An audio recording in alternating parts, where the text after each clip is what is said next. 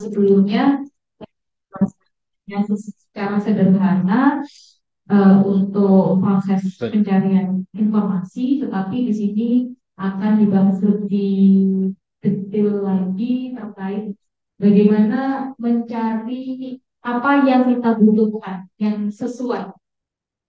Ya, misalnya keyword tertentu, kemudian mungkin jenis jenis apa namanya file yang dibutuhkan, apakah berupa gambar, berupa video yang kita tunjukkan, atau tanggal-tanggal tertentu yang dilakukan pencarian kan dibahas juga.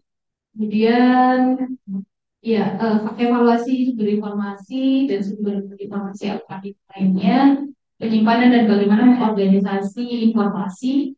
Dan tentu saja pada saat pencarian, kemudian kita menyimpan file-file tersebut, tentunya kita tidak lepas dengan dan hak cipta. Maka dari kala banyak yang langsung mencomot-comot gambar sama seperti laporan, tapi tanpa menyertakan sumber yang jelas ya, yang pasti pada gambar tersebut. Jadi perlu ditekankan pada siswa untuk tidak melupakan memberikan sumber informasi tersebut. Kemudian strategi filter dan penyaringnya, jadi misalnya ke pencarian informasi berdasarkan kriteria itu dan pemahaman tentang hasil pencarian.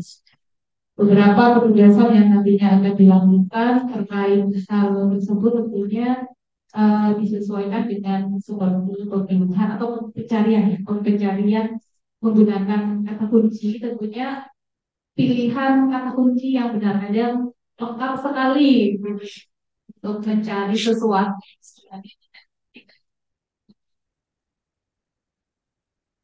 Keyword penting apa yang memang dibutuhkan dan diperlukan.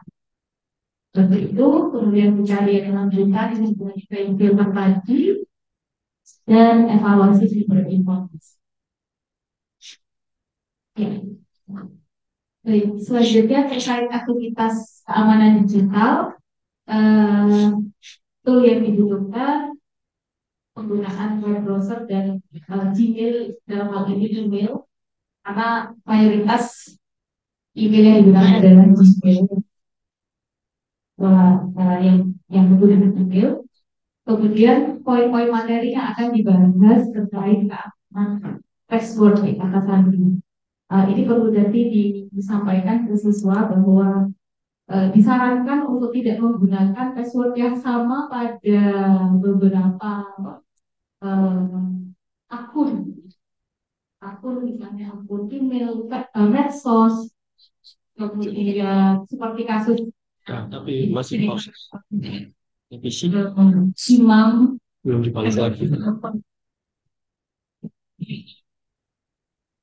Kemudian Instagram, email, akhirnya tidak bisa ketika di hack ini tidak bisa diakses kembali dan harus melakukan report laporan gitu, ke media sosial yang bersangkutan.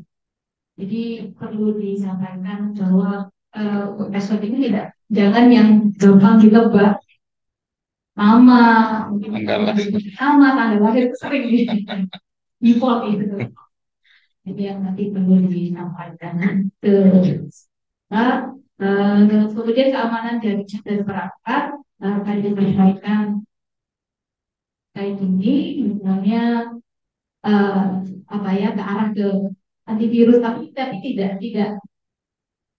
ini sangat penting karena beberapa saya pernah menemukan apa ya, tidak tidak hanya siswa yang pada saat itu sudah berkuliah ya, tetapi karena tidak paham terkait hal ini, ketika memiliki laptop ya, kebetulan ada senior gitu ya, tetapi jurusan yang berbeda, informatika, sehingga hanya dipakai saja laptopnya tanpa dilakukan maintenance atau ada antivirusnya sih jika diakses duluan dan sekali.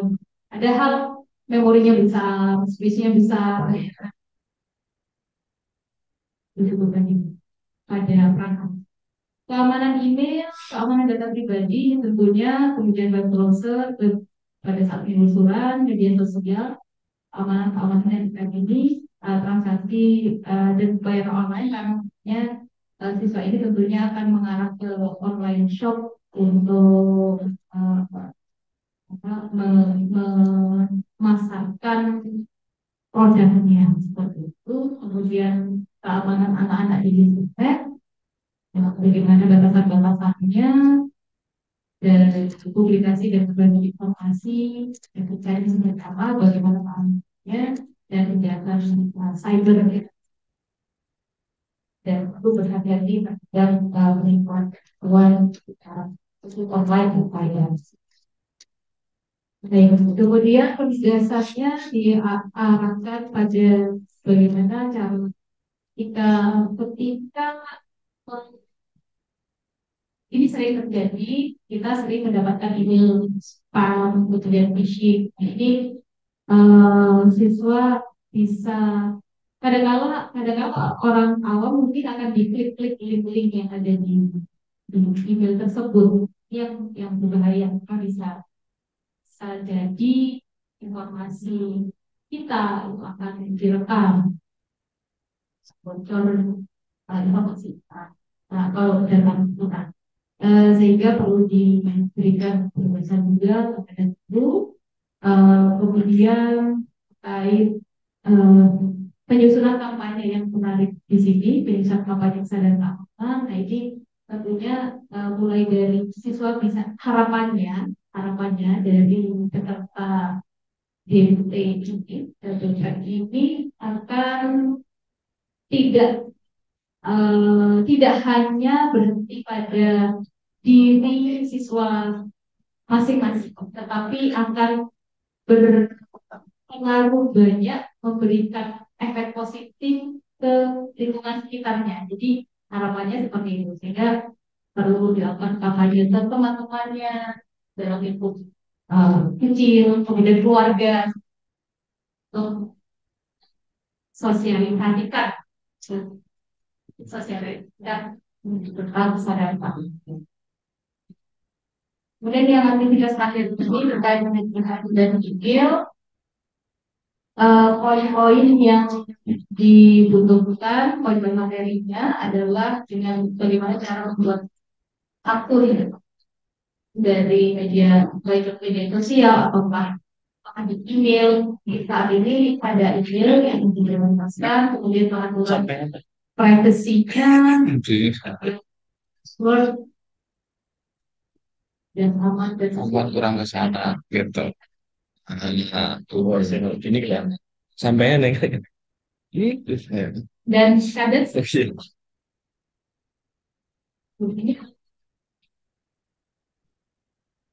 ini nanti akan disarankan ya, yang sering sering dilakukan dan pasti diingat gitu jawabannya, dan hanya yang tahu hanya mereka, jadi yang sudah benar private. Pengaturan profil, kemudian misalkan pengaturan keamanan kotak ya, inbox ya, karena di situ juga nanti memudahkan siswa kalau misalnya dilakukan label pelabelan dari khusus jualan gitu misalnya. Ini ada beberapa khusus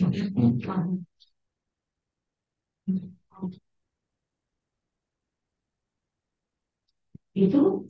Kemudian ada pengelolaan kontak sampai pemeliharaan akun serta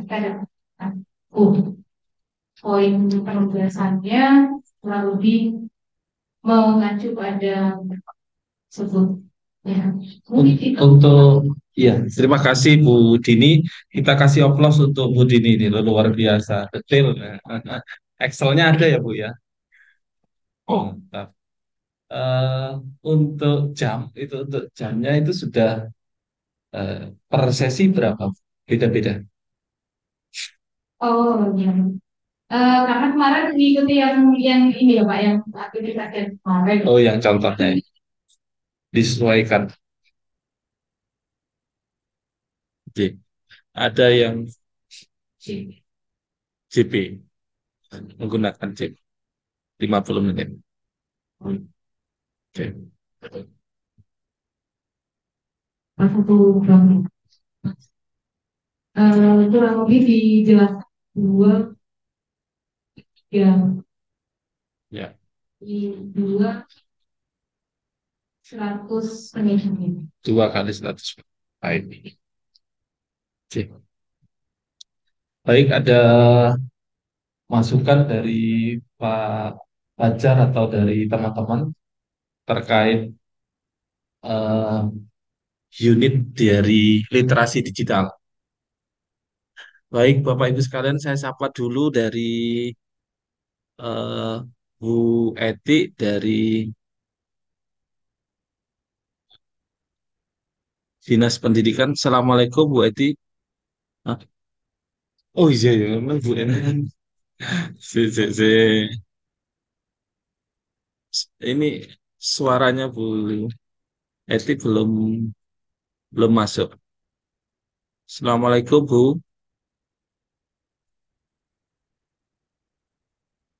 Cek cek 1 2.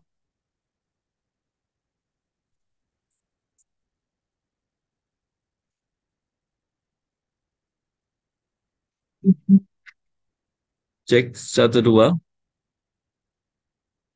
Wah, kayaknya.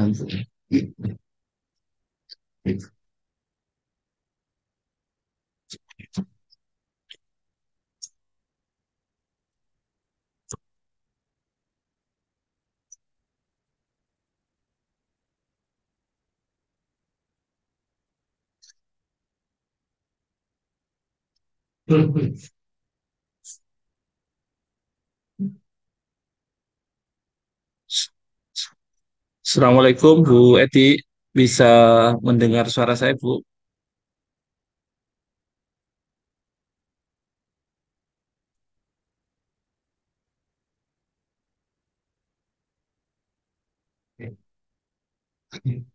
Ininya nggak ada ya Pak, voice-nya. Ya. Hai.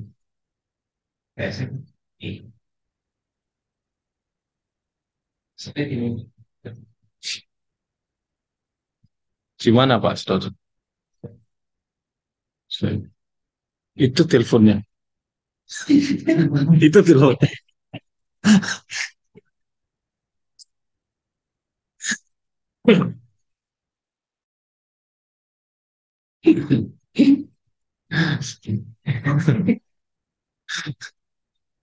Nanti kalau teleponnya jalan,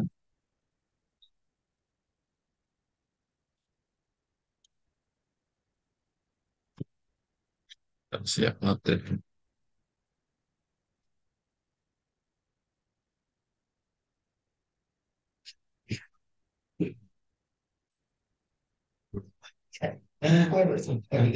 Iya, iya.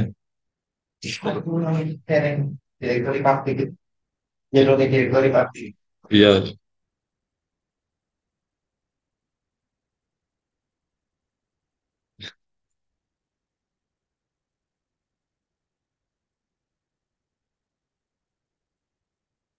bisa bisa dilanjut dulu mungkin dari oh, ininya ya. Punya Bu Siska sudah siap. Gimana Bu Yuanita, Pak Arya, teman-teman dari literasi digital tadi dari paparan Bu Dini, apakah terlalu berat atau ada yang mau ditambahkan? Silakan Pak Fajar.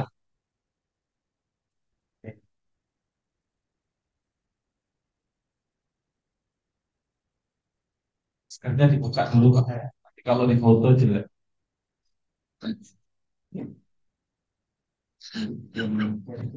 Loh. Oh ya, share screen bisa ya dari situ. Sudah kok. Sudah.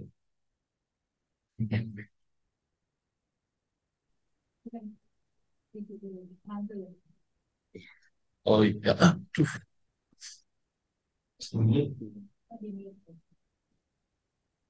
Apa?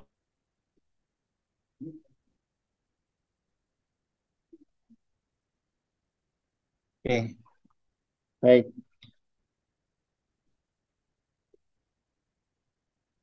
Assalamualaikum warahmatullahi wabarakatuh. Selamat pagi Bapak Ibu sekalian yang hadir di forum ini. Jadi tadi isinya itu saya rasa sudah lengkap. Cuma saya mengasih apa semacam gambaran umum ya atau big picture-nya. Jadi apa yang disampaikan oleh Bu Dini tadi sebenarnya harapannya adalah di digital skill itu adalah ini nanti ya dia di akhir dari kegiatan ini siswa atau siswa atau yang terlibat itu satu punya kemampuan identifikasi digital, kemampuan autentifikasi, kemampuan komunikasi digital, kemampuan pengarsipan, drive dan sebagainya ya, kemampuan bertransaksi. Ini adalah yang berkaitan dengan digital marketing, kemudian e-commerce dan sebagainya. Nah, goalnya itu adalah di akhir mereka itu siap menjadi ini ya, sebutannya itu adalah e-citizenship ini ya, e-citizenship ini sehingga nanti dari semua kurikulum maupun panduan itu akan berdampak bagi pemerintah maupun masyarakat. Oke, kemudian dari sesi ini diharapkan berikutnya itu adalah lahir akan hari ini terbentuk dalam satu desain kurikulum yang dari desain kurikulum ini nanti akan diteruskan menjadi modul-modul. Nah, sebagai rancangan itu ada 8 modul sesuai dengan harapan yaitu literasi digital, kemudian digital marketing, konten creation atau pembuatan konten, sosial media, kemudian aplikasi, kemudian problem inovasi, kemudian desain inovasi, terakhir implementasi solusi. Nah, tahapan berikutnya setelah kurikulum ini saya jadi, modul jadi, nanti ini adalah output yang mungkin bisa digunakan oleh Dinas Pendidikan, yaitu adalah kita akan siapkan atau penyiapan sistem pendukung. Dalam hal ini adalah LMS atau Learning Management System, kemudian pengisian konten, kemudian dari sini kemudian akan ada ini adalah diambilkan dari kurikulum APSIP-nya, penguatan untuk inovasi sosial. Terakhir sebagai hasil proyeknya itu adalah perluasan produk atau layanan digital kepada masyarakat. Jadi ini gambaran umumnya dari awal sampai akhir. Nah, fase kita itu adalah sekarang di desain kurikulum sama penyiapan modul. Nanti selanjutnya ini penyiapan sistem LMS sama pengisian konten ini. Mungkin itu Pak Hos kalau tanggapan saya. Terima kasih. Saya kembalikan pada Pak Moderator. Silakan.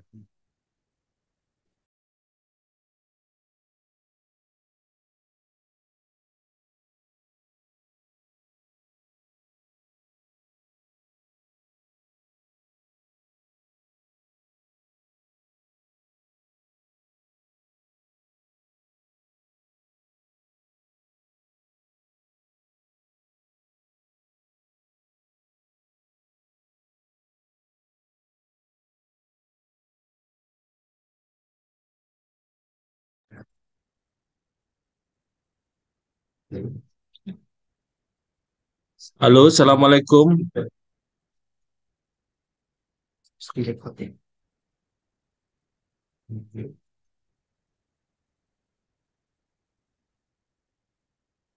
Kok connecting audio ya? Connecting.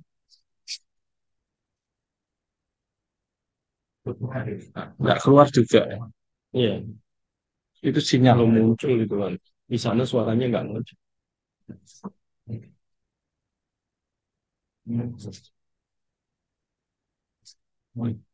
Punya Bu Yuanita bisa tuh.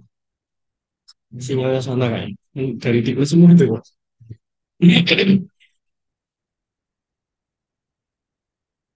Indah Nurani. Bu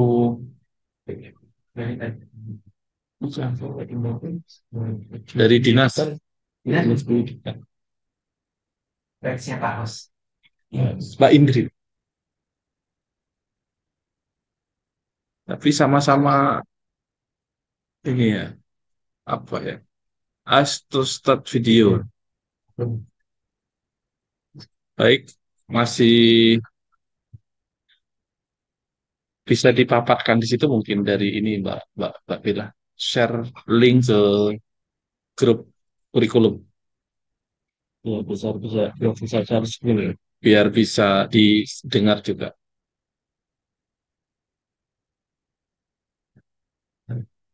Nanti Bu Siska bisa memaparkan melalui Zoom. Hah? Wah, iya, di grup kurikulum saya direkodin. Sudah, Pak. Assalamualaikum Bu Eti, apa bisa bergabung? Bu Mbak Indri mungkin atau Pak Asrori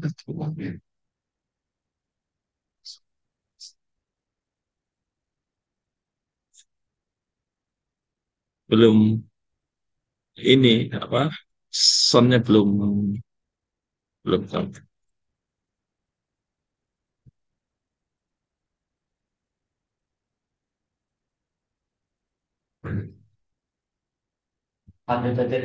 Ya, sebentar nunggu connecting dari Bu Siska, Pak.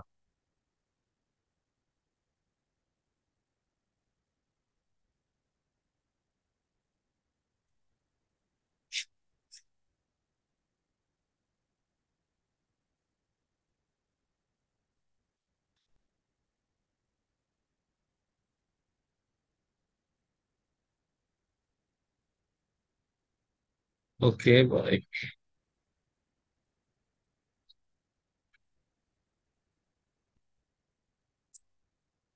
Ya,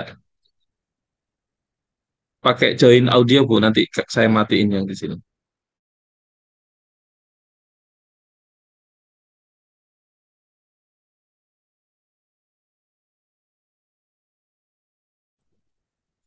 Baik. Apakah suara saya sudah terdengar, Bapak Ibu? Sudah. Baik.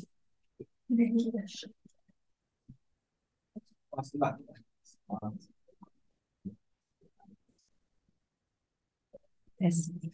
Baik, Bapak Ibu, saya izin share screen.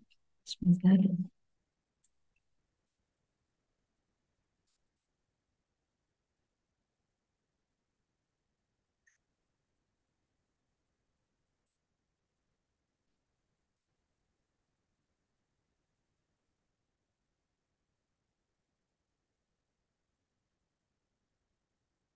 Baik.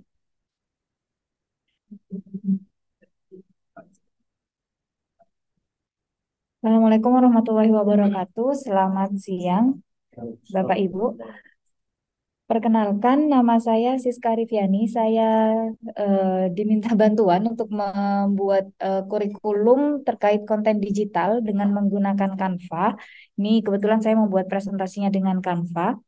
Jadi karena di sini SMADT kita bekerja sama dengan UNICEF, di sini saya mengutip gitu ya kata-kata anak-anak Indonesia ini adalah aset bangsa yang paling berharga gini. Merekalah penentu masa depan. Jadi kalau kita tidak bisa mendidik generasi penerus ini dengan baik, nah tidak bisa dibayangkan kehidupan di masa depan ini akan seperti apa. Jadi ini adalah tanggung jawab kita semua Bapak Ibu untuk bisa mendidik mereka dengan baik. Baik, jadi untuk kurikulum terkait Canva, di sini saya membagi menjadi 5 aktivitas, Bapak Ibu, terkait membuat konten digital. Yang pertama adalah untuk pengenalan Canva, yang kedua adalah poster dan flyer. Kita akan mencoba membuat poster dan juga flyer. Yang ketiga ada Instagram post, dan yang terakhir adalah presentasi dengan menggunakan PowerPoint. Nah, untuk masing-masing aktivitas di sini durasinya kurang lebih adalah 120 menit. Kita menggunakan digital toolnya adalah Mozilla Firefox, Chrome, atau mungkin Internet Explorer seperti itu, browser ya Bapak Ibu. Dan mungkin juga kita akan menginstal Canva desktop seperti itu. Baik, untuk aktivitas yang pertama, Bapak Ibu, di sini skillnya kita bagi ada skill dan material ya. Untuk skill diharapkan nanti peserta dapat memperoleh pemahaman terkait Kakas Bantu untuk membuat konten digital. Sebenarnya untuk membuat konten digital di sini tidak hanya Canva, tapi juga ada Figma dan lain sebagainya. Tapi untuk di sini kita akan belajarnya Canva seperti itu, Bapak Ibu. Lalu yang kedua, skillnya adalah kita bisa tahu bagaimana cara mendaftar akun Canva. Yang ketiga, kita bisa masuk dan mengakses fitur-fitur yang ada di dashboardnya Canva. Yang keempat adalah kita juga akan belajar antarmuka dari dashboard Canva. Ini untuk apa saja? Yang kelima adalah tahapan instalasi instalasi Canva versi desktop. Jadi Canva di sini ada yang versi desktop, jadi tidak perlu connect ke internet atau membuka via browser. Nah, kita juga akan eh, mengajarkan tahapan instalasi Canva versi desktop tersebut. Dan yang terakhir adalah memahami lisensi Canva. Itu Bapak Ibu. Jadi Canva di sini tidak gratis, ada yang versinya gratis, tapi ada beberapa fitur tertentu yang ketika kita akses itu butuh lisensi atau berbayar. Dan untuk materinya, di sini yang akan kita pelajari selama 120 menit, yang pertama adalah mendaftar akun Canva, masuk ke dashboard Canva, lalu ada antarmuka dashboard Canva seperti apa, pengaturan akun, mengganti password semacam itu, mengganti email, menambahkan foto profil. Lalu kita juga akan belajar terkait privacy policy. Nah, ini ya, ini juga sangat penting seperti yang diuraikan Bu Dini di Literasi Digital. Jadi kita juga akan belajar tentang privacy policy yang ada di Canva seperti apa. Lalu juga kita akan membahas terkait materi Canva seperti itu, lisensi terkait Canva, dan yang terakhir adalah membuat tim di Canva. Tim ini adalah untuk kolaborasi desain. Nah, untuk tugasnya ini rencananya sebentar Bapak Ibu. Untuk tugas di sini saya sudah bagi. Yang pertama adalah membuat akun Canva untuk aktiviti yang pertama, lalu melakukan pengaturan akun, contoh mengganti password, menambah foto profil dan mengganti email. Ini untuk tugasnya. Ini untuk tugas aktiviti 1. Nah, kita lanjut ke aktiviti yang kedua. Di aktiviti yang kedua, skillnya di sini adalah fitur untuk menambah desain baru, fitur utama di dashboard Canva untuk membuat poster dan flyer. Jadi di activity 2 kita lebih berfokus ke membuat poster dan juga flyer. Nah, skillnya yang ketiga di sini diharapkan dapat memahami tahapan ya untuk membuat poster dan flyer dengan menggunakan Canva. Fitur desain meliputi templates dan style di Canva untuk membuat poster dan flyer. Ada fitur elemen, fitur teks yang meliputi text style dan font combination. Lalu tahapan untuk menambahkan konten digital lain seperti foto atau video. Nah, untuk materinya sendiri adalah membuat desain poster baru, menggunakan template, menambah konten digital, lalu pengenalan color palettes, ada font dan juga elemen, mengatur akses dan kolaborasi desain, menambahkan teks, melakukan pengaturan style dan font dari teks Canva, lalu menyimpan desain pada folder tertentu, dan mengunduh atau mencetak desain, seperti itu. Terkait tugasnya di activity 2 di sini kita akan membuat poster dan flyer di Canva, berbagi desain dan kolaborasi, serta yang terakhir adalah mengunduh desain. Seperti itu, Bapak Ibu. Mendownload. Nanti desain orang lain dia pakai. Desain yang kita buat di Canva kita unduh. Kan seperti itu. Mereka bisa jual desain ya? Iya, bisa mengunggah seperti itu. Lalu untuk activity 3, activity tiga difokus ke pembuatan konten Instagram. Jadi materinya adalah menambah Instagram post baru. Ini ya materinya menggunakan template dan style di Canva, menambahkan konten digital baik foto atau video, pengenalan color palette, font dan juga elemen, mengatur akses dan kolaborasi, menambahkan teks dan melakukan pengaturan style dan font dari teks di Canva, menyimpan desain pada folder tertentu, mengunduh atau mencetak desain, berbagi desain ke media sosial. Lalu yang terakhir adalah menambah kolaborasi. Nah, skillnya di sini adalah ya terkait tahapan membuat konten, lalu fitur utama di dashboard, memanfaatkan desain template, memahami elemen di Canva, memahami teks ya, fitur teks yang ada yang dapat ditambahkan di Canva, serta memahami tahapan untuk menambahkan konten digital lain seperti misalnya foto ataupun video. Nah, untuk penugasannya, untuk yang activity ketiga di sini adalah membuat Instagram post. Kita akan membuat Instagram post ya. Sorry. Jadi yang terakhir adalah melakukan digital campaign. Jadi nanti peserta ya akan diminta untuk membuat semacam poster ataupun flyer, lalu itu dibuat atau mungkin bisa berupa video ya, video Instagram seperti itu lalu diposting ke Instagram. Tujuannya adalah untuk membuat digital campaign tertentu gitu, terkait lingkungan barangkali, terkait kesetaraan gender dan lain sebagainya seperti itu. Nah itu bisa dilakukan untuk penugasannya. Studi kasusnya bisa kita buat berbeda seperti itu. Itu untuk yang tugas activity 3. Kita lanjut ke activity 4. Nah, di activity 4 kita fokus ke pembuatan PowerPoint, Bapak Ibu. Jadi tadi kita belajar membuat poster, lalu belajar membuat konten Instagram. Nah, sekarang kita di activity 4 fokusnya adalah untuk membuat PowerPoint. Nah, di sini pemahaman terkait skillnya, yang pertama adalah pemahaman terkait Kakas Bantu untuk membuat konten digital, pendaftaran akun Canva, masuk dan mengakses fitur dashboard, antarmuka dashboard, tahapan instalasi. Oh, sebentar, ini sepertinya saya salah copy ya di sini. Nah, ini ya, harusnya ini ya, Bapak Ibu ya. Ini untuk skillnya harusnya tahapan membuat presentasi di Canva, fitur utama di dashboard Canva, memanfaatkan desain template, memahami elemen, memahami teks, memahami tahapan untuk menambahkan konten digital, dan kolaborasi untuk membuat presentasi.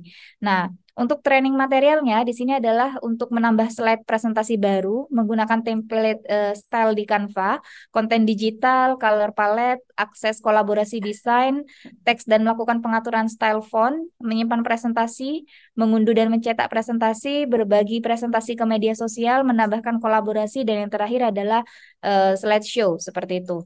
Nah, untuk tugasnya di sini adalah untuk membuat PowerPoint dan yang terakhir adalah membuat presentasi singkat ya. Nanti mungkin masing-masing peserta kita minta untuk presentasi dengan kurun waktu 3 sampai 5 menit dari PowerPoint yang sudah dibuat tadi. Seperti itu kurang lebih Bapak Ibu.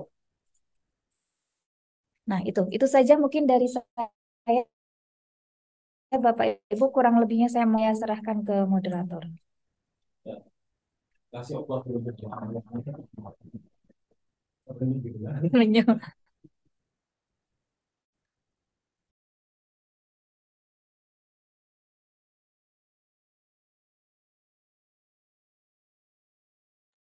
Belum ada audionya sehingga belum bisa terdengar suaranya. Bu, ini Bu Eti sudah gabung ya. Nah, Assalamualaikum Bu Eti.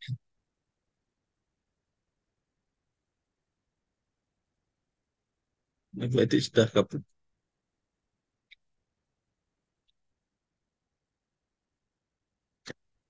Assalamualaikum Bu Eti, bisa mendengar suara saya Bu?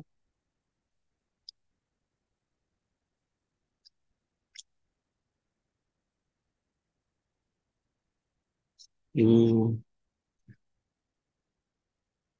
Bu Eti, kalau sudah bisa bergabung, mohon memberikan ini Bu sambutan atau arahan ke poin-poin ke tim kurikulum dan juga ada Bu Yoadita di sini dari perwakilan UNICEF.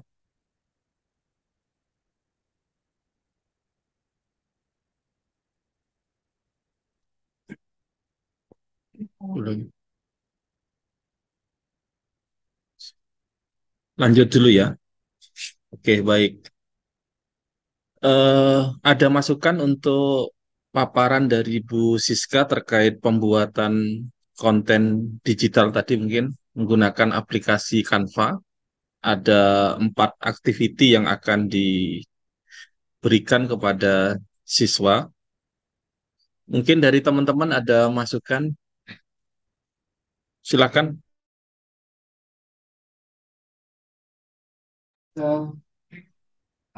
Poin yang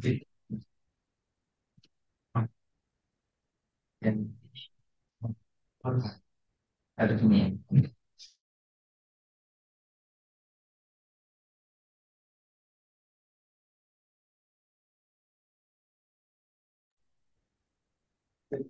Baik, jadi usul aja itu dalam satu penugasan itu ada materi yang mungkin bisa dijadikan studi kasus dan mempunyai dampak luas terutama bagi masyarakat atau peningkatan UMKM.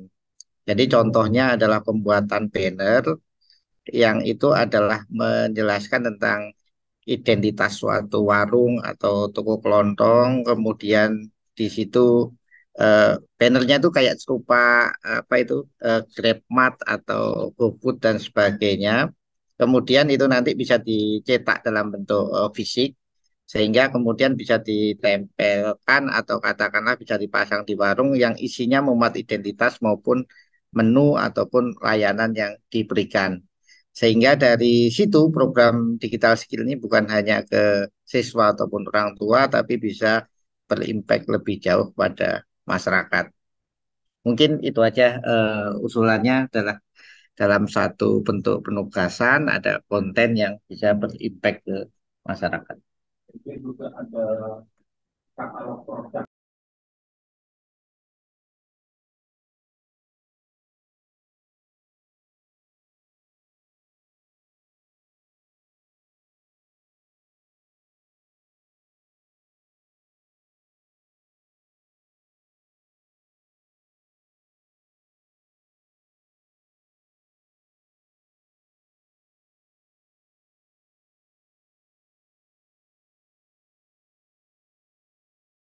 Tapi fokus kepada profil kelompok usaha siswanya.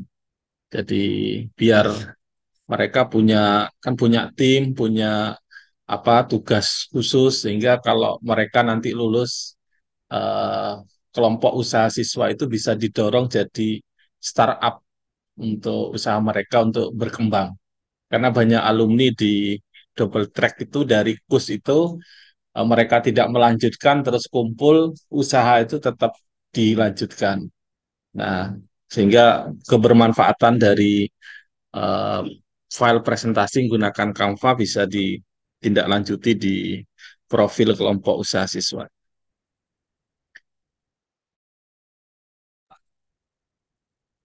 Pak Mahaputra, Pak Imam, Bu Yuanita, ya silakan.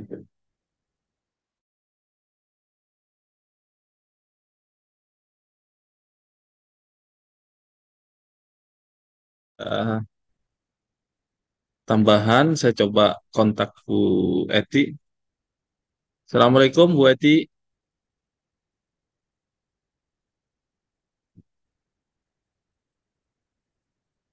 belum tergabung. Baik, berikutnya silahkan dari Pak Imam untuk menyampaikan poin-poin terhadap materi yang sudah didesain untuk kurikulum media sosial. Silakan Pak Imam.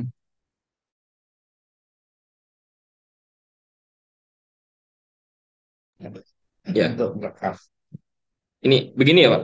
Ya, Oke, Assalamualaikum warahmatullahi wabarakatuh. Selamat siang, Bapak Ibu sekalian. Eh, di sini saya izin untuk sharing apa yang sudah saya coba kembangkan begitu. Oke. Ini saya kebagian di media sosial, di mana ada beberapa aktiviti yang mungkin akan kita coba usulkan. Yang pertama adalah strategi media sosial, kemudian membangun dan mengoptimalkan media sosial. Yang ketiga adalah membuat konten media sosial yang menarik. Yang keempat, iklan dan promosi di media sosial. Kelima, strategi kolaborasi dan penggunaan e-commerce. Dan yang terakhir adalah manajemen kelola akun medsos atau media sosial dan e-commerce. Oke, untuk strategi media sosial, durasi waktu mungkin mirip seperti yang disampaikan oleh teman-teman sebelumnya, yaitu 120 menit. Kemudian untuk toolnya atau alat yang digunakan, karena ini masih pengenalan, maka web browser seperti biasa. Skill yang didapatkan, kami merancang ada 8 skill. Pertama, rancangan tujuan pemanfaatan media sosial, kemudian target pasar di media sosial, kemudian pembuatan akun media sosial, keempat penentuan jenis media sosial yang sesuai dengan target pasar, artinya dia harus tahu pasarnya. Kalau kosmetik ya pasarnya di umur sekian dan umur sekian. Kalau dagang tentang peralatan rumah tangga tidak mungkin di bagian target pasar anak-anak, maka dia harus tahu. Kemudian yang kelima, pengetahuan tentang engagement rate dan follower. Jadi ini yang agak miss di beberapa pengguna media sosial yang berbisnis begitu ya, atau penggunanya itu mereka belum mengetahui tentang engagement rate dan follower. Kemudian pengetahuan cara mengelola keamanan dan privasi akun media sosial. Yang ketujuh, pengetahuan etika berbisnis pada media sosial. Dan yang kedelapan, pengembangan bisnis pada media sosial. Nah, ini yang nomor 7 dan nomor 8 lebih ke etikanya. Karena sekarang banyak pebisnis-pebisnis yang melakukan atau membuat media sosial tapi tidak tahu etika. Jadi kadang ya sembarangan aja. Kemudian yang kedua, di training material yang akan kita sampaikan adalah pertama pengertian media sosial. Jadi kita harus mulai dari awal. Kemudian jenis-jenis media sosial apa saja. Yang ketiga, pengenalan follower, viewer, seller, dan buyer. Nah, menurut kami ini penting karena beberapa yang fokusnya untuk jualan itu masih belum mengerti apa efek follower, viewer di YouTube dan seterusnya. Dan seller buyer itu bagaimana. Nah, kemudian yang berikutnya adalah pangsa pasar sesuai pada media sosial tersebut. Nah, yang kelima, mohon maaf, yang nomor 4 ini karena media sosial itu punya pangsa pasarnya sendiri. Jadi kayak Instagram, pangsa pasarnya apa, TikTok, pangsa pasarnya apa, kemudian Twitter juga pangsa pasarnya apa, itu berbeda-beda. Bahkan kalau di Twitter itu pernah ada mobil sebagai pangsa pasar begitu. Nah, itu kan kalau dijual di TikTok mungkin kurang kurang laku karena memang pangsanya berbeda. Kemudian berikutnya adalah perhitungan engagement rate dan follower, tadi sudah sempat saya sampaikan. Nah, untuk yang 6, 7, dan 8, ini training materialnya kita berdasarkan praktek. Nah, yaitu contoh keamanan dan privasi pada masing-masing atau setiap media sosial. Nomor 7, penggunaan media sosial untuk bisnis, promosi, dan marketing. Kemudian nomor 8, cara meningkatkan follower. Nah, nomor 9, teknik pengelolaan follower dan viewer. Jadi setelah kita meningkatkan, tentu kita beri pengetahuan juga tentang pengelolaannya atau maintenance follower dan viewer. Karena selain meningkatkan juga perlu di maintenance. Nah, untuk penugasan ada 5 poin yang mungkin kami usulkan. Pertama, mencari makna dan tujuan menggunakan media sosial tersebut. Yang kedua, membuat akun media sosial. Jadi nanti kita coba untuk pesertanya membuat akun media sosial. Syukur-syukur kalau sudah ada, mungkin nanti kita berangkat dari lupa password dan seterusnya. Kemudian nomor 3, mencari contoh pengguna media sosial yang sesuai dengan bisnis atau target pasarnya. Jadi ketika dia membuka media sosial, kita seperti yang kemarin saya sampaikan bahwa carilah contoh yang memang benar-benar di areanya. Jadi kalau kosmetik, ya kita lihat siapa yang kosmetik. Kalau makanan, ya mungkin contohnya seperti siapa itu yang gendut. Nah, itu itu makanan kan, makanan asosiasinya dengan gendut ya. Mohon maaf ini. Karena karena kalau makanan kurus orangnya kalau kalau Nengok ke kiri. iya, karena mohon maaf kalau bangsa apa mau promo makanan tapi ternyata orangnya kurus, itu kadang orang nggak percaya, masa sih gitu kan. Tapi kalau orangnya gendut, oh ya percaya, makanannya enak gitu kan. Arya jadi bahasa. Kalau ingin mempromosikan rumah begitu juga ya strateginya tentu berbeda dengan makanan dan seterusnya. Maka itu nanti kita akan menjadikan penugasan. Nah, yang terakhir adalah yang keempat adalah melakukan pengembangan kelola media sosial dan yang kelima adalah melakukan evaluasi. Setelah strategi media sosial dikerjakan, maka yang berikutnya adalah kegiatan berikutnya adalah membangun dan mengoptimalkan media sosial. Nah, digital tool yang akan rencananya kami gunakan adalah media sosial tersebut yaitu Twitter, Instagram, Facebook, dan TikTok. Nah, termasuk WhatsApp. Mohon maaf ini lupa untuk WhatsApp.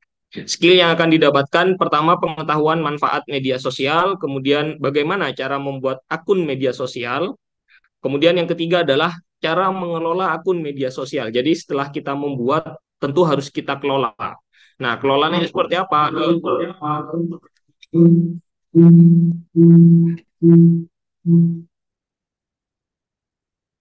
Ya, mohon maaf. Ininya pasti Gini,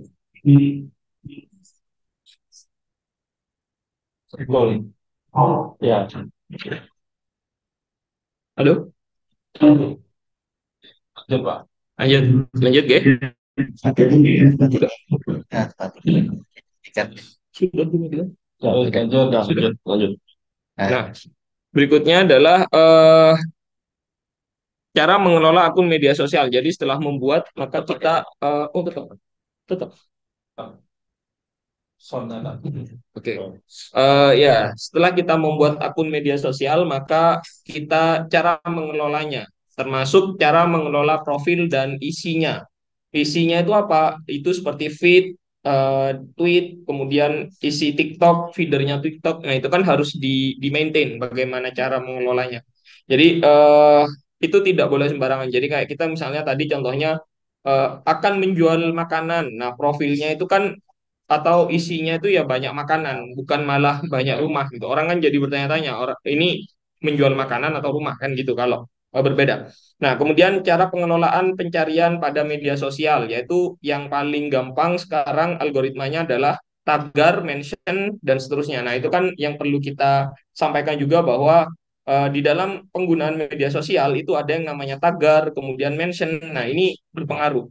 Nah, kenapa kok di beberapa giveaway kan eh, giveaway mobil. Nah, tolong tag 3 temanmu. Nah, itu kan sebenarnya cara atau strategi di media sosial. Nah, kemudian yang keenam adalah cara mengoptimalkan privasi media sosial tersebut. Nah, tentu ini sangat penting karena memang yang sangat perlu dijaga adalah privasi. Kenapa? Karena media sosial yang ada sekarang itu biasanya terkoneksi satu dan lainnya.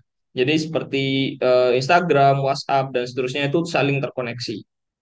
Nah, kemudian training material yang akan dipakai adalah pertama mesin pencarian untuk media sosial yaitu Google, Bing, dan Yahoo. Kemudian media sosial itu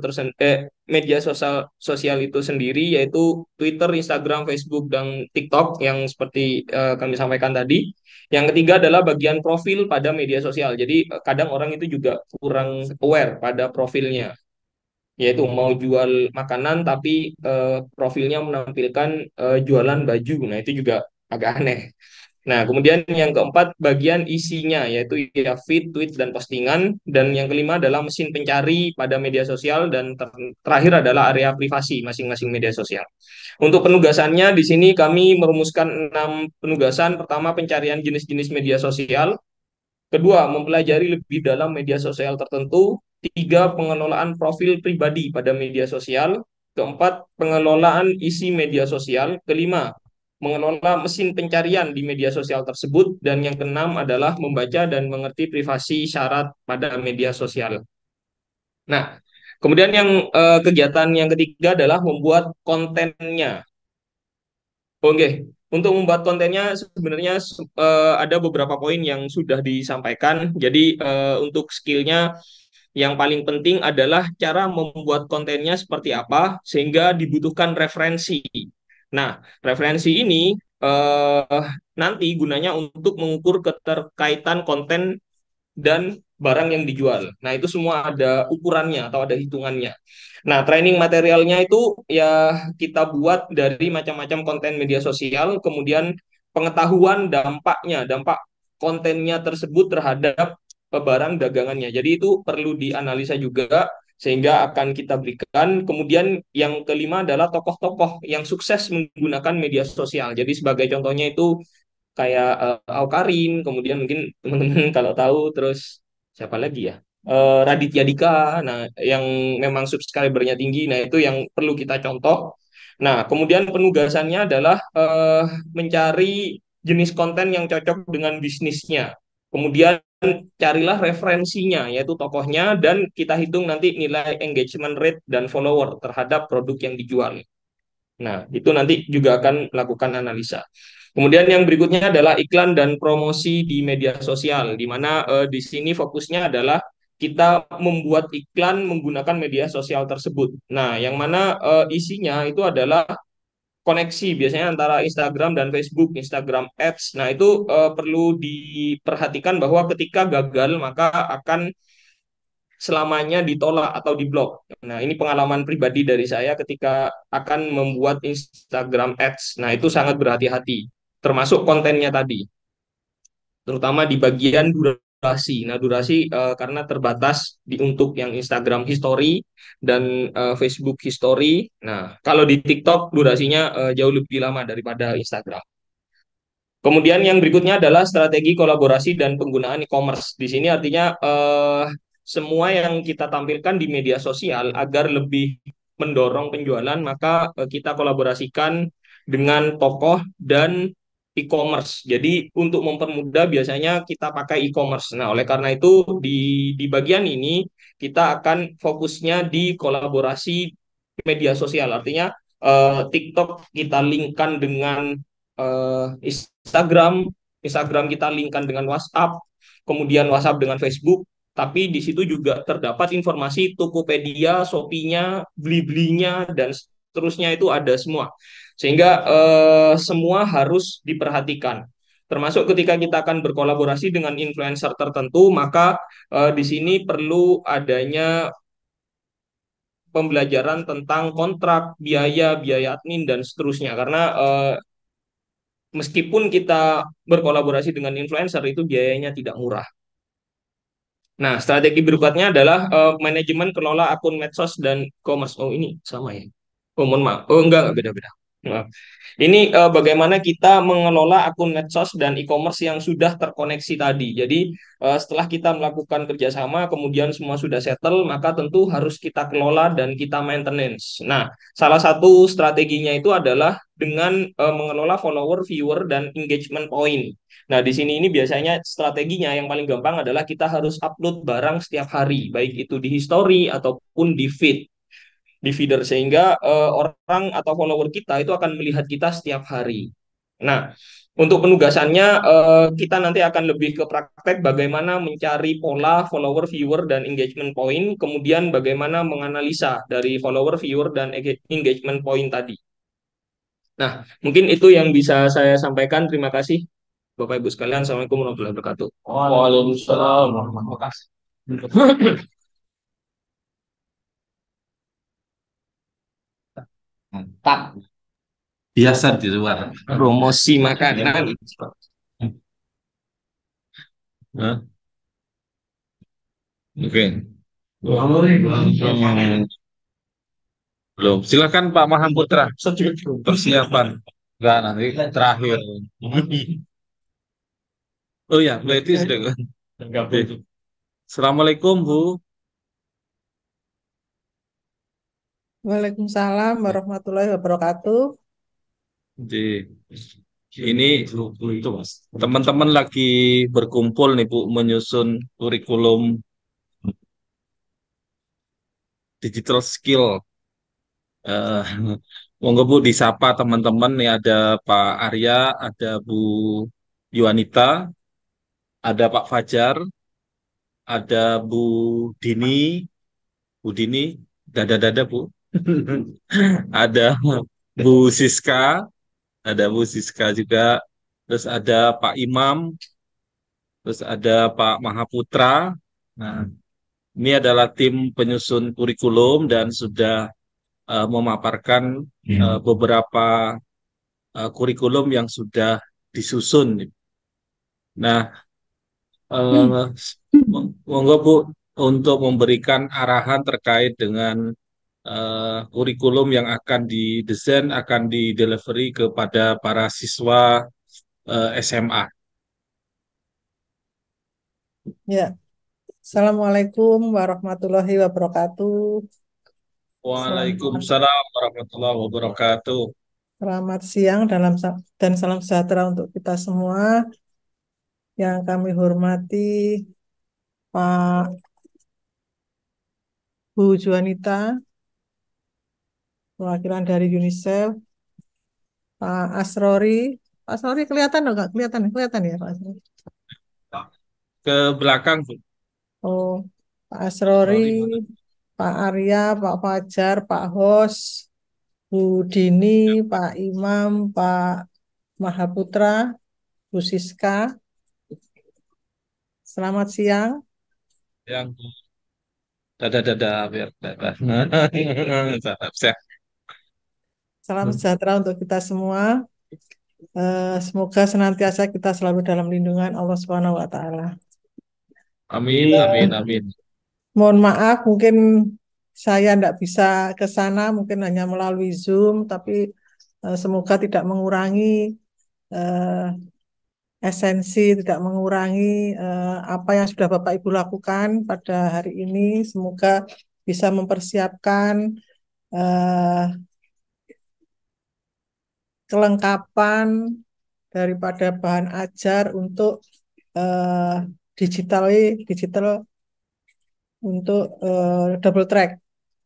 Nah, Bapak Ibu, mungkin karena selama ini double track sudah berjalan sesuai dengan apa yang sudah dirancang teman-teman ITS dan untuk terkait dengan eh, digital, teman-teman dari ITS juga sudah mempersiapkan, tapi paling tidak ada tambahan dari UNICEF yang merupakan program tambahan dari materi double track yang selama ini dilakukan sehingga anak-anak lebih bisa memanfaatkan teknologi yang berkembang saat ini.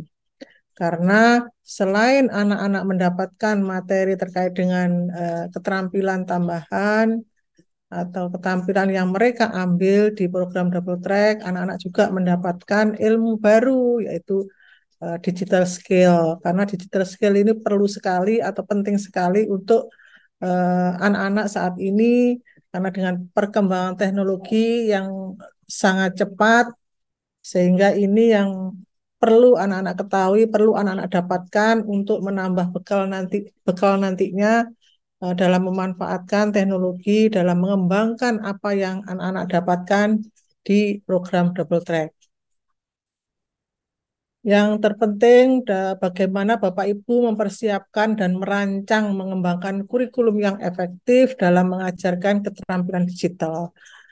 Karena kalau anak-anak itu sangat cepat sekali pemahamannya, sehingga kalau apa yang sudah kita siapkan begitu simpel tetapi mengena kepada anak-anak tentunya akan mudah diserap oleh anak-anak. Sehingga mungkin memerlukan strategi-strategi yang jitu, strategi-strategi yang kekinian, strategi-strategi yang anak-anak gampang memahami untuk bisa dikembangkan di double track ini.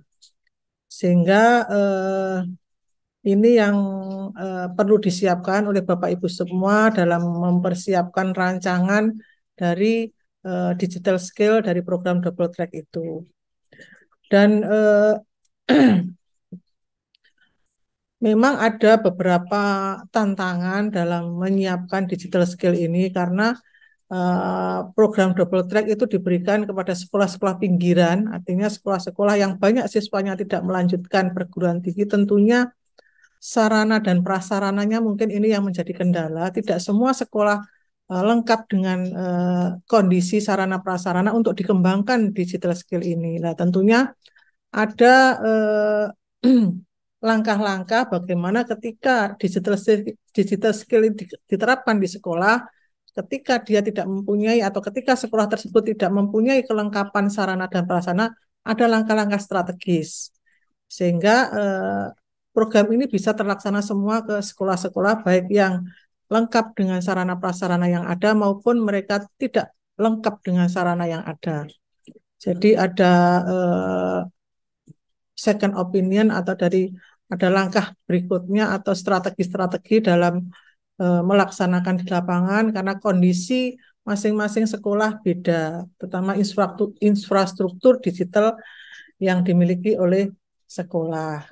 Karena mungkin terkait dengan jaringan, mungkin terkait dengan kepemilikan sarana prasarana dan lain-lain, ini yang bisa menjadi penghambat efektivitas pelaksanaan program digital skill di program double track ini. Kemudian yang berikutnya bagaimana kita mengembangkan konten-konten yang menarik, konten-konten yang menarik yang dirancang agar siswa itu lebih memahami atau lebih menyesuaikan dengan kebutuhan dalam mengembangkan apa yang mereka dapatkan.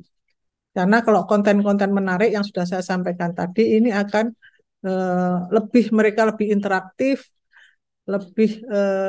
lebih cepat memahami apa yang Bapak Ibu sampaikan atau Bapak Ibu instruktur nanti berikan, sehingga apa yang sudah kita siapkan itu cepat tersampaikan kepada anak-anak. Kemudian bagaimana dengan sumber daya yang ada?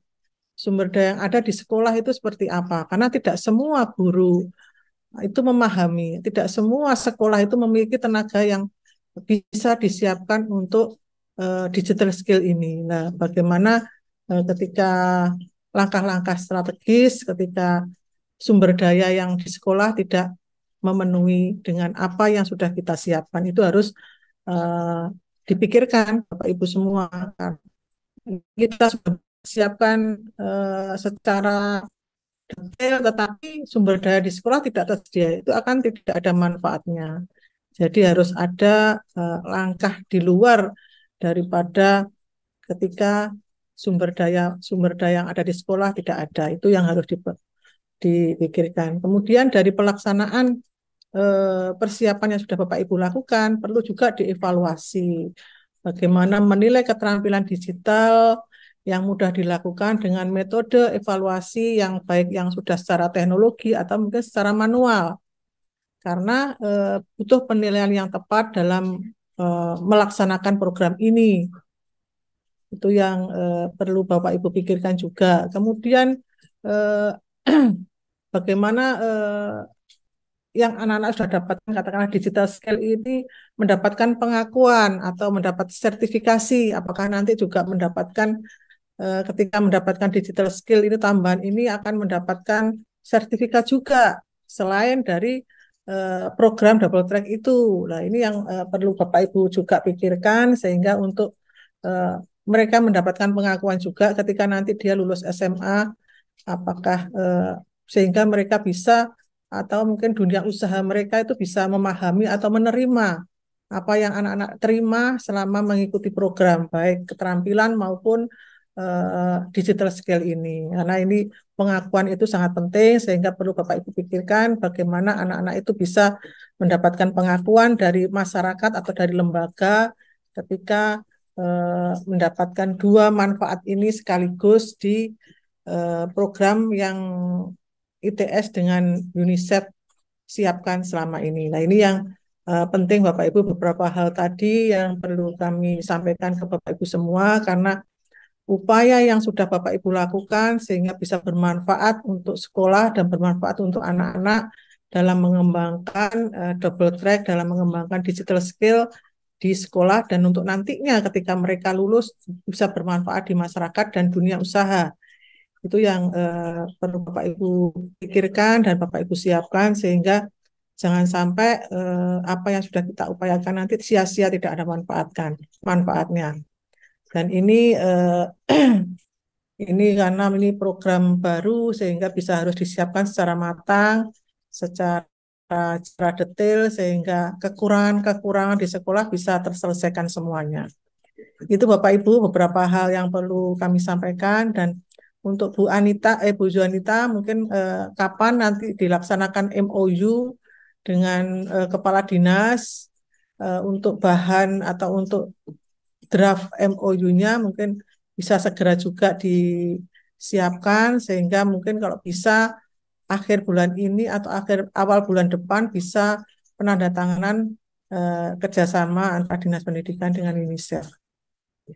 Itu Bapak Ibu dan Bu Yanita untuk beberapa hal yang perlu kami sampaikan pada siang ini. Semoga Bapak Ibu bisa menyiapkan materi-materi yang bisa gampang diserap dan bisa dimanfaatkan oleh anak-anak kita secara baik dan sesuai harapan kita. Itu beberapa hal yang perlu kami sampaikan pada siang hari ini. Selamat menyiapkan bahan ajar untuk anak-anak kita. Semoga apa yang sudah kita siapkan bisa bermanfaat untuk anak-anak kelak dan mendapat anugerah dari Allah Subhanahu wa Ta'ala. Sekian, terima kasih. Amin. Wassalamualaikum warahmatullahi wabarakatuh. Waalaikumsalam warahmatullahi wabarakatuh. Oke. Silahkan terima kasih Bu Eti sudah memberikan poin-poin penting di penyusunan kurikulum ini. Berikutnya dari Bu Yuanita mungkin untuk memberikan eh, tanggapan arahan dari UNICEF. Silahkan Bu.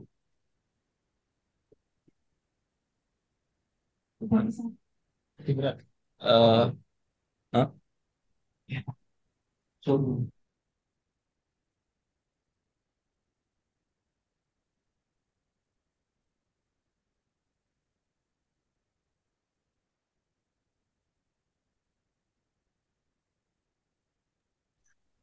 Silakan Bu Yunita.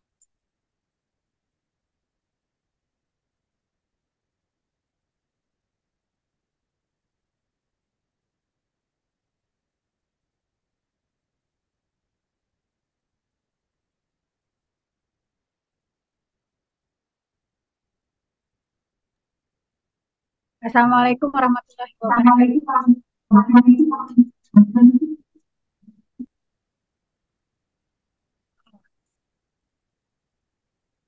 Tes. Ya, Assalamualaikum warahmatullahi wabarakatuh.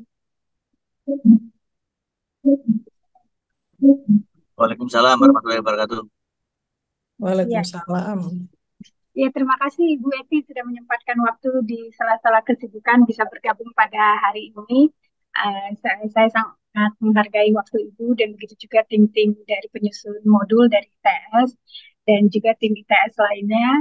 Saya sangat senang kita menjalin kerjasama untuk program digital ini karena saya melihat tadi dari beberapa bahan yang dikembangkan itu adalah bahan-bahan yang pengetahuan atau skill yang sangat dibutuhkan oleh anak-anak, khususnya untuk terkait dengan pemerataan keterampilan skill bagi anak-anak kita. Karena seperti saya observasi begitu ya, ada beberapa anak yang sangat ahli untuk digital skillnya, ada yang tidak. Dan untuk bisa mendapatkan skill digital ini tentu akan sangat baik jika diberikan di platform pendidikan gitu. Jadi terus terang saya sangat menghargai ini Ibu Eti atas kesediaan untuk bekerja sama dengan UNICEF dalam memberikan pengetahuan-pengetahuan skill digital, baik itu cara mengelola informasi digital, baik itu untuk safety-nya gitu. Kadang anak-anak banyak mendapatkan materi-materi digital, tetapi mereka tidak punya skill untuk tahu bagaimana melindungi mereka online safety gitu ya.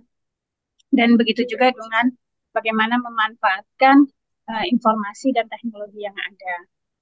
Nah, ada memang beberapa materi tambahan dari UNICEF dan sifatnya ini karena kita ingin menyesuaikan dengan kurikulum Merdeka. Kami melihat dari kurikulum yang ada saat ini untuk digital skill itu kan belum ada spesifik tertentu di kurikulum. Literasi digital itu belum ada. Yang ada adalah project-based learning. Sehingga kami ingin memasukkannya lewat project-based learning sehingga ada skill tambahan terkait dengan pengembangan ide project. Hanya itu saja yang dari UNICEF. Gitu. Nah, kami sangat senang terkait dengan himbauan Ibu Eti terkait dengan MOU. Saat ini draft MOU sudah diserahkan ke Dinas Pendidikan, Ibu Eti, dari mungkin 2 minggu. Sebulan yang lalu kali ya. Jadi kita sedang meminta input dari Dinas Pendidikan Provinsi. Jika sudah oke dari Dinas Pendidikan Provinsi, Chief of Education kami dari Jakarta bersedia datang untuk Jawa Timur, Surabaya tepatnya, untuk penandatanganan sebagai salah satu agenda dari kick-off kita, mungkin acara kick-off kita. Jadi, dan saya rasa ini adalah salah satu inovasi ya, bagaimana kita memasukkan digital literasi itu bagian dari skill yang disediakan oleh kurikulum sekolah, apalagi untuk anak-anak di kaum marginal. Jadi sekali lagi terima kasih atas kerja kerasnya untuk tim ITS, dan saya juga sangat terima kasih kepada Dinas Pendidikan Provinsi untuk kesempatan untuk brainstorming dan bekerja sama, serta juga mempunyai visi yang sama bagaimana kita bisa menciptakan generasi yang bisa bersaing dengan dunia global, dan bagaimana kita juga sekaligus melindungi mereka. Itu saja dari saya, mungkin wabillahi taufiq wal hidayah. Wassalamualaikum warahmatullahi wabarakatuh.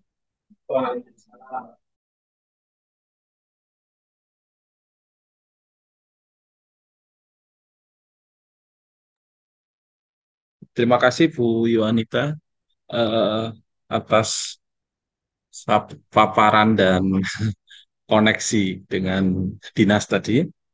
Baik, mohon izin untuk melanjutkan paparan kurikulum Bu Eti oleh tim kurikulum. Monggo. Lanjut, guys. Saya mohon undur diri dulu karena ada J. Sampai ketemu di Bangkalan besok, Bu. Dan ditunggu anak-anak untuk FGD. Insya Allah. Terima kasih Bu Eti. Sehat selalu. Sehat selalu. Assalamualaikum. Waalaikumsalam. Silakan berikutnya terakhir dari Pak Mahaputra untuk memaparkan materinya tentang digital marketing. Silakan Pak Mahaputra.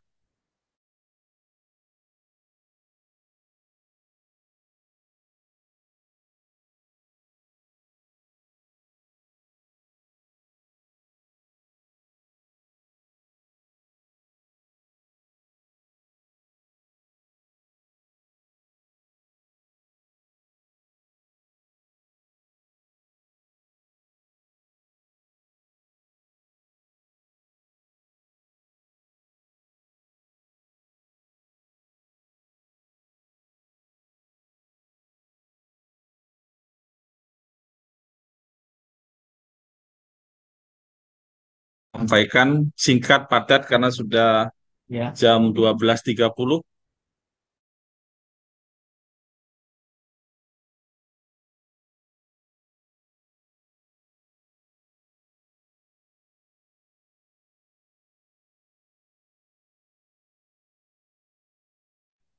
Oke.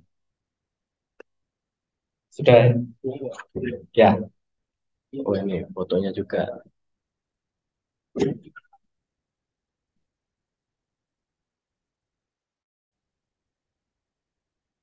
Ya, jadi waalaikumsalam warahmatullahi wabarakatuh. Ini saya melanjutkan dari beberapa modul yang sudah dipaparkan oleh tim kurikulum yang hadir hari ini. Saya kebetulan kebagian di modul digital marketing, yang mana tadi setelah saya menyimak beberapa paparan dari anggota yang lain, sudah mencakup dasar atau awalan dari ketika mau terjun ke digital marketing. Sehingga nanti di sini, di modul yang digital marketing ini, mungkin ada beberapa irisan dengan modul yang sosial media ya Pak. Jadi mungkin nanti bisa bagaimana istilahnya, dihapus atau ditaruh di modulnya media sosial, atau bagaimana nanti bisa dibicarakan lebih lanjut. Tapi intinya nanti yang di digital marketing ini sudah saya buat sesimpel mungkin karena targetnya memang untuk anak-anak SMA double track yang kebetulan sudah beberapa tahun ini ya sudah berhubungan juga dengan eh, kami sebagai tim Monef, sehingga mungkin ini sudah saya susun sedemikian rupa yang simpel tanpa mengurangi rasa hormat dari yang diberikan oleh Pak Host kemarin draftnya. Jadi ada sedikit Pak yang saya kurangi, tapi juga banyak yang masih saya pakai gitu Pak.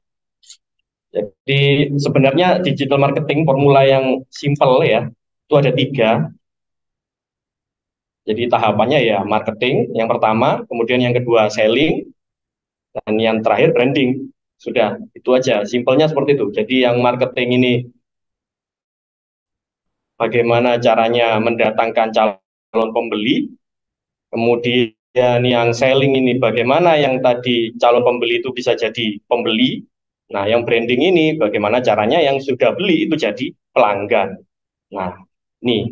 Nah, kalau saya terjun di double track itu rata-rata sudah melakukan ini ya marketing sama selling, tapi mungkin brandingnya yang perlu dikuati ya, perlu dikuati karena ya itu tadi mereka yang penting sudah dapat laba ya, sudah laku produknya, sudah yang penting ada untung selesai. Nah ini perlu dikuati di bagian branding karena bagaimana yang sudah beli-beli ini bisa biar jadi beli lagi gitu ya sampai jadi pelanggan. Nah itu kemudian terkait dengan rincian activity atau kurikulumnya. Jadi dari 3 ini saya breakdown ke 6 ya. Jadi ada 6 activity yang sudah saya masukkan. Jadi yang pertama itu ada untuk yang marketing itu nanti diajarkan dulu atau dilatihkan dulu tentang dasar dari digital marketingnya dulu. Kemudian sama target pasar dan riset pasar digital dan organic traffic dan paid traffic. Jadi bedanya traffic yang gratisan sama traffic yang berbayar. Kalau kemarin yang draftnya itu membicarakan tentang traffic berbayar saja.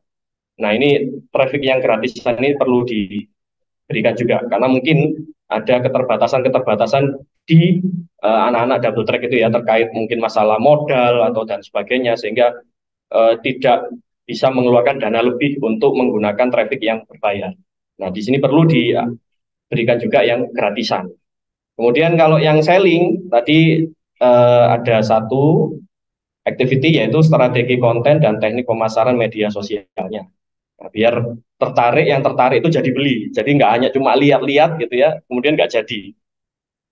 Nah yang terakhir yang branding, nah ini ada 2 topik atau 2 activity yaitu CRM, Customer Relationship Management. Ya ini bagaimana menjaga interaksi dengan customer gitu ya. Sama yang terakhir branding, ya strategi pengembangan brandingnya seperti apa. Nah, jadi 6 activity ini untuk detailnya sesuai format atau template yang diberikan kemarin. Itu yang pertama untuk dasar digital marketingnya, durasi waktunya 100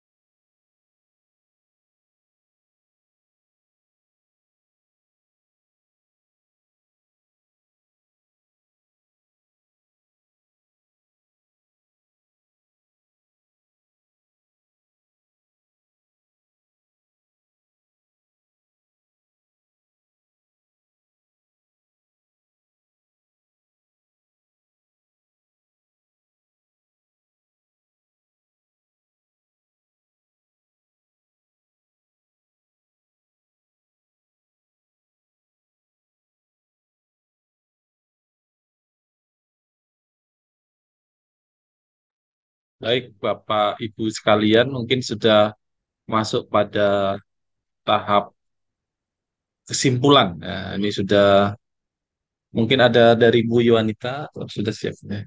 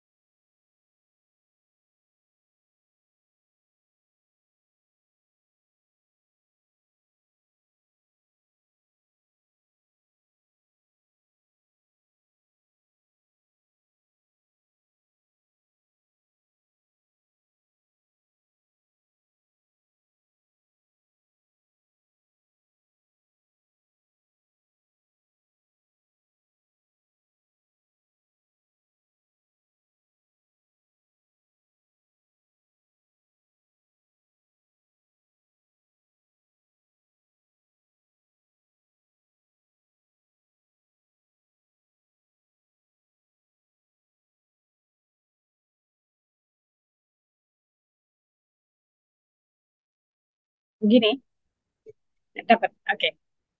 Ya. Nah, kita tahu ada pembelajaran informatika. Nah, saya belum mendapat informasi terkait dengan silabus pembelajaran informatika itu seperti apa, gitu, supaya jangan tumpang tindih.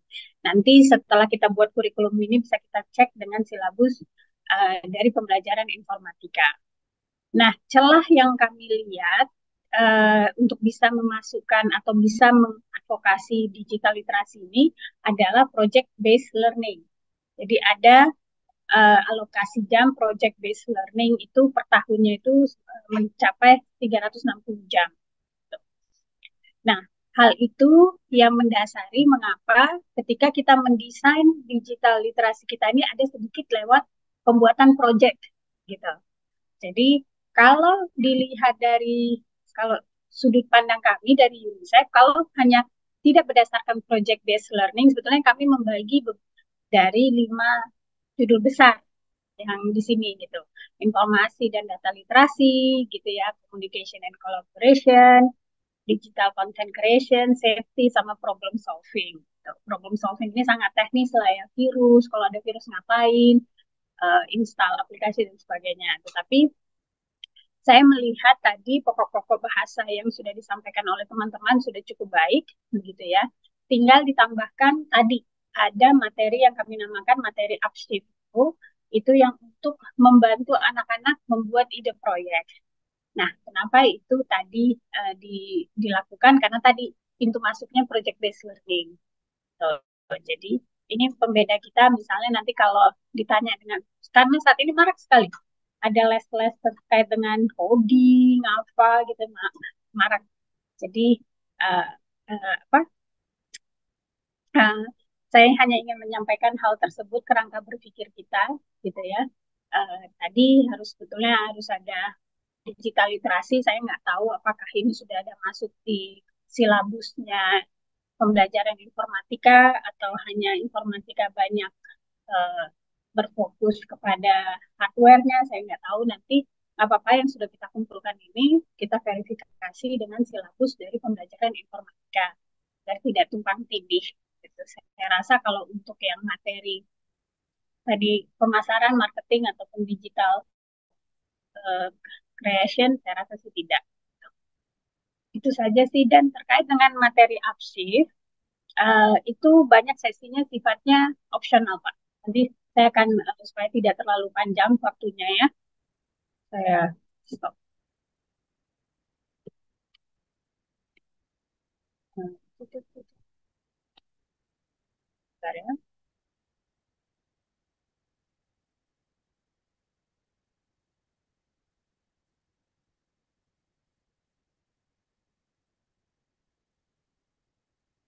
Jadi kalau ini tuh ada materi wajib, ada materi opsional. Nanti saya akan share ini, tetapi juga nanti bisa dilihat oleh tim ITS, gitu ya.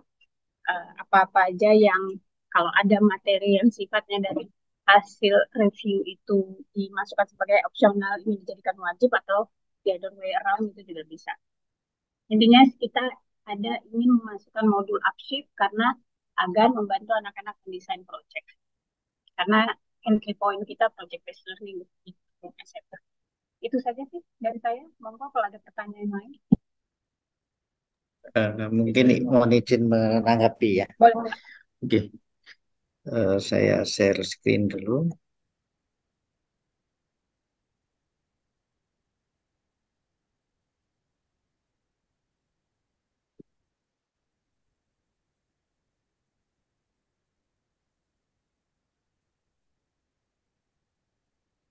Oke. Jadi untuk upshift itu kita masukkan di sini, Bu. Jadi setelah website, di sini kita ambilkan ini beberapa materi yang sifatnya itu adalah kita ambilkan dari eh, camp pedoman bootcampnya upshift itu. Nah, kemudian dari situ itu nanti akan diterjemahkan dalam bentuk ini ya. Satu, problem dan inovasi. Di situ ada pendefinisian masalah, kemudian mengetahui problem sosial, kemudian stakeholder yang terlibat, kemudian observasi masalah, kemudian membangun desain solusi. Kemudian dari desain solusi itu antara lain nanti ada metodenya adalah menentukan goal, mengenali tantangan, kemudian brainstorming ide, kemudian adaptasi solusi ke target. Kemudian nanti implementasi sosialnya, solusinya ini adalah kemudian dipetakan dengan keterampilan digital yang sudah didapatkan dari materi 1 sampai 5. Sehingga di situ adalah memilih alternatif solusi yang sudah dilakukan, desain UI UX, prototype, kemudian will and test, kemudian terakhir ini adalah ini, publish aplikasi.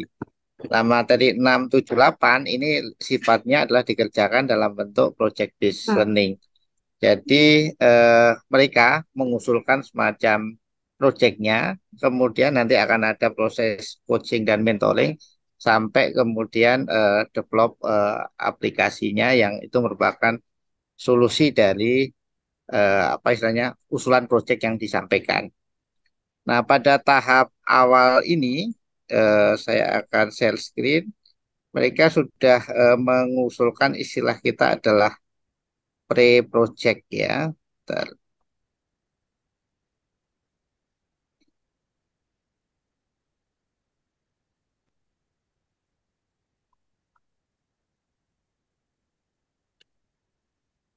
Ini mereka sudah mengusulkan dalam bentuk pre-project. Di bagian sini ada peserta, ini ada pendaftaran. Kemudian kita sajikan salah satu contoh project. Kemudian ini adalah data pendaftar. Data pendaftar. Nah, nanti memang di dalam definisi permasalahan yang diambil itu sesuai atau tidak nanti akan di-verify lagi ya. Nah, ini kita bisa klik ya mulai dari judul project, kemudian deskripsi dan sebagainya. Mungkin saya perbesar dulu.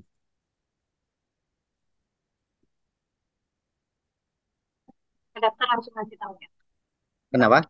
Langsung bikin idenya. Iya, langsung bikin idenya. Ini ya, ini judulnya.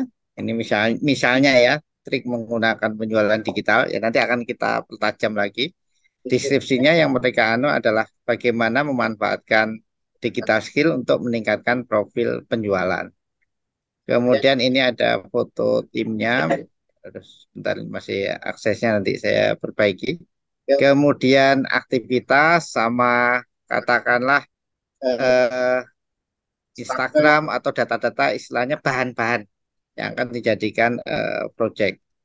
Kemudian peserta itu sebarannya adalah ini sudah kita lihat. Ini SMA yang mengusulkan terlibat. Ini semakin lingkarannya ini besar, berarti peserta dari region itu semakin banyak dan sekolah yang terlibat banyak. Jadi kalau kita lihat dari sini sudah dari barat ke timur banyak juga ini usulannya, sehingga justru daerah-daerah minus ini punya potensi untuk apa program ini mempunyai impact yang lebih lebih besar. Nah, kemudian dari data itu kita akan olah nanti dibentuk jadi sebuah solusi. Ini kan contoh solusinya ya. Misalnya solusi bagaimana mereka berkarya mengurangi angka pengangguran. Jadi dia membuat semacam inkubator atau small business, misalnya layanan fotografi yang murah. Nah, apa saja yang disajikan ini ada paketnya, ada bookingnya, ada konfirmasinya. Sehingga mereka punya bayangan, saya usul ini nanti kira-kira jadinya seperti apa. Nah, tugas kita adalah mentor, mengcoaching mereka dari problem yang disajikan dari masyarakat setempat menjadi build produk atau layanan yang itu bisa diakses oleh masyarakat. Jadi itu yang apa istilahnya PBL-nya ada di mana? Itu ada di 678 itu. Mungkin demikian. Terima kasih Pak.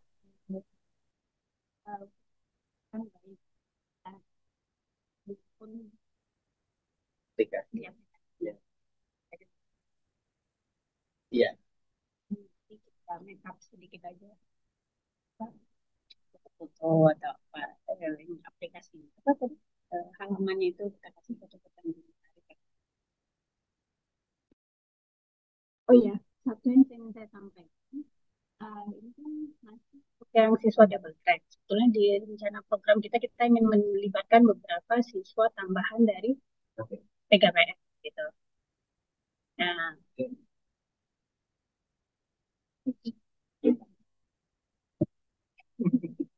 Silakan. ya, tidak masalah. Nanti kita kan ini kan rencana pembelajaran perekrutan 7 Agustus.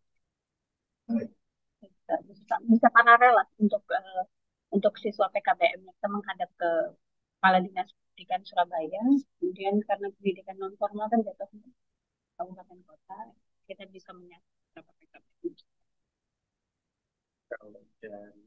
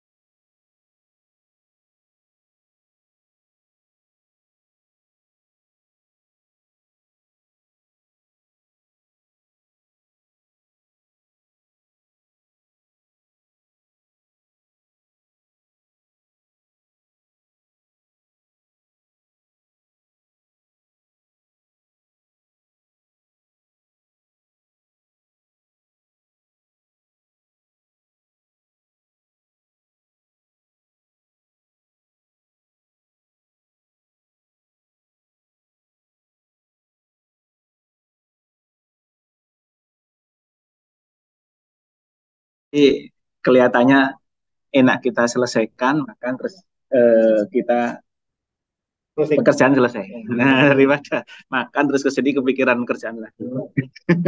Kita buktinya sampai sore sebenarnya.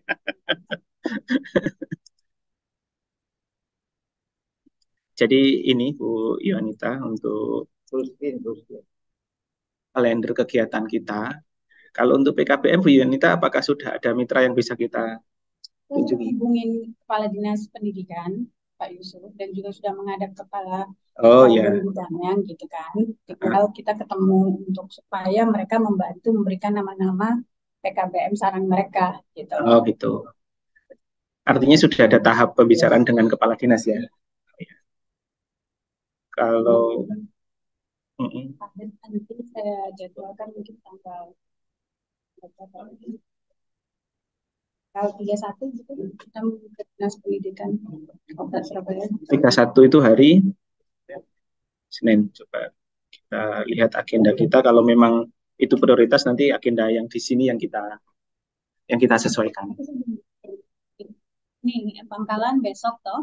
Ya, Di mana kita ketemu di mana nanti di info. tergantung nanti seperti apa untuk ini perjalanannya. Dan di Kapasan, kantor di Bapeda. Nah itu kan kalau ngikutin saya kan itu muter.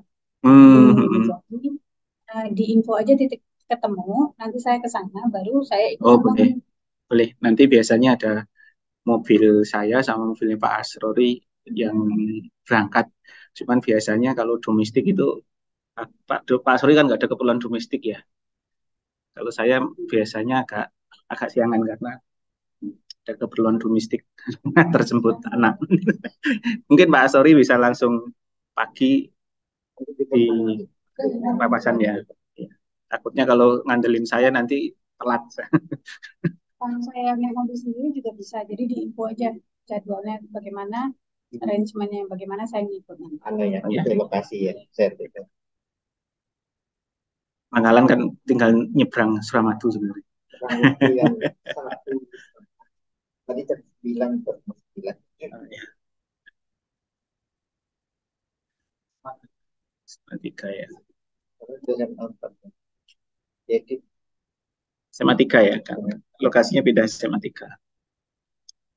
Kemudian ini yang acara kita lakukan. Alhamdulillah sesuai dengan jadwal 25 sampai 26 Juli. Kemudian kalau ini nanti hasil dari ini kita akan buatkan modul, kita kerjakan secara paralel. Nanti ada 8 modul yang nanti harus kita sediakan di learning system kita. Kemudian rekrutmen proses for teachers dan mentors itu sosialisasi 13 Juli sudah kita lakukan lewat Zoom. Kemudian usulan terakhir kemarin sudah ada 80 sekolah yang mengusulkan, kita akan menjaringnya 50 sekolah. Kita saat ini sedang proses seleksi dan nanti pengumuman sekolah penyelenggara itu 2 Agustus. 2 Agustus itu pengumuman sekolah penyelenggaranya dari 50 sebelum PKBM ya. Kemudian rencana nanti tanggal 2 Agustus ini kita ada agenda di ITS di Research Center lantai 8. Ini nanti adalah untuk penjaringan guru dan tentor. Ya, enggak. Jadi nanti sebenarnya sudah menyesuaikan sekolahnya sih. Kalau sekolahnya itu 51 mana, berarti kewajibannya sekolah untuk menyediakan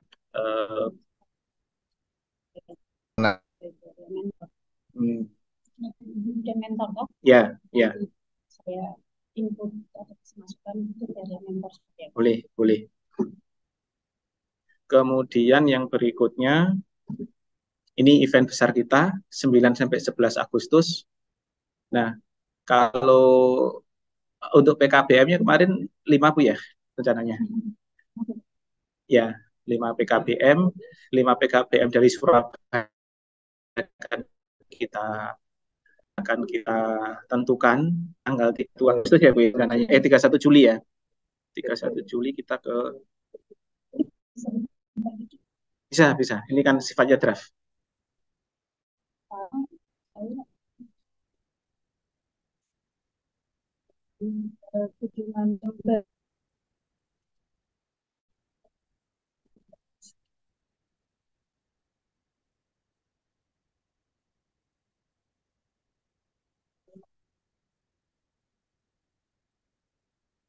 Ini kan internal kita kasih teman.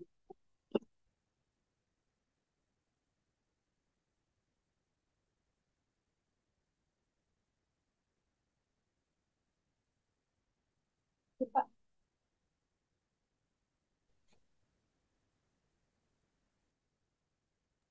Untuk tanggal-tanggal aja saya diinfokan ya Bu ya. Ini udah, kemudian kick off itu rencananya 23 Agustus di ya, estimasi tanggal berapa Bu?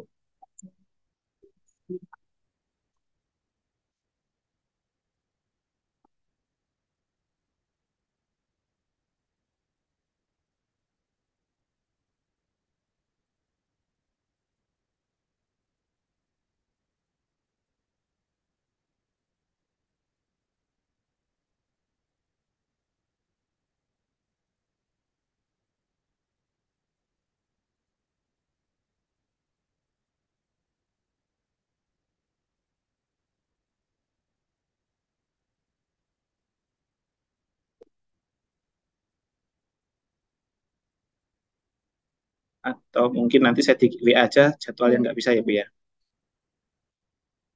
Tapi untuk PKPM ini sudah positif hanya di Surabaya ya Bu ya, untuk memudahkan kita. Iya, kamu nanti tes musik. Baik, Berarti bisa ditutup ya? bisa. Untuk moderator Pak O sudah siap.